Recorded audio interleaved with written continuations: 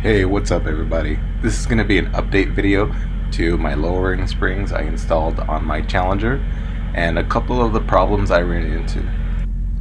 A question I got asked a lot was, do you get a lot of camber and how bad is the tire wear, and did you need to install any additional equipment?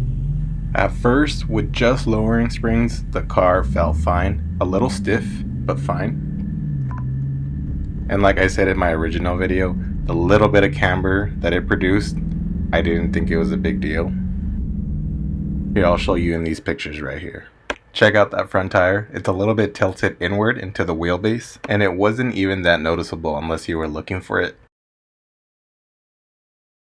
Here's another angle of it, ever so slightly tucked in.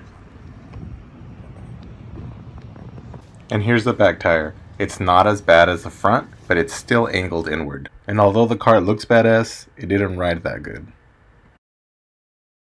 In the original video, people asked me, what's the ride quality like? And I think I told somebody it's stiff, but it's not that bad. And that was actually true for a little bit. For the first probably 8 months, actually 9 months, the ride wasn't bad at all. But about at the 1 year mark, I started noticing really bad tire wear on all four sides, especially on the front two tires.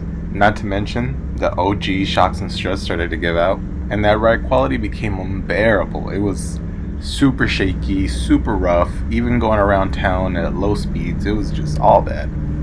So I went out and bought what I should have bought from the beginning, was some shocks and struts to go along with the Eibach lowering springs. Price on these, a little pricey on the screen, $590, but they're super worth it, especially if you're going to lower your car. And because tires aren't cheap, I had to get rid of that camber up at the front. This Eibach Pro alignment kit will get you set up at the front, $412 for the pair.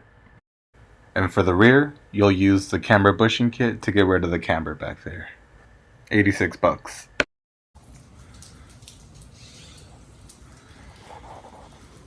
Took it over to my buddy who installed the original Eibach lowering springs.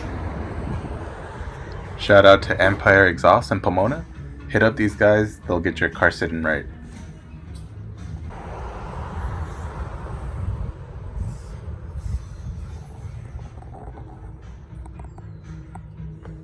A couple hours later, I had the car back home, and I can just tell immediately from the back tire that it's a lot more straight, a lot more aligned.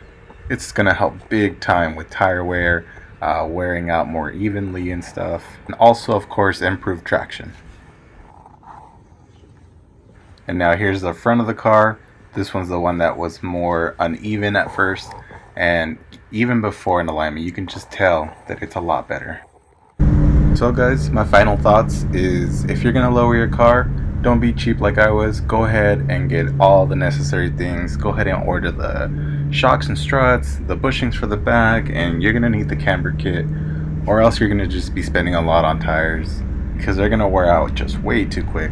The car definitely hooks a lot better when you're going from a dig, and the ride quality is just super good. It feels like a brand new car. Those shocks are going to work and handles a heck of a lot better around town or even around these mountain roads. This might be common sense to a lot of people. You might be screaming, well duh, of course you need all that stuff. But the truth is, this is the first time I lowered any car, and if you're watching this video and you got some usefulness out of it and you're thinking of lowering your Challenger, Charger, or any car actually, go ahead and give this video support. Show it to a buddy who's thinking about lowering their car, and don't make the mistakes I did.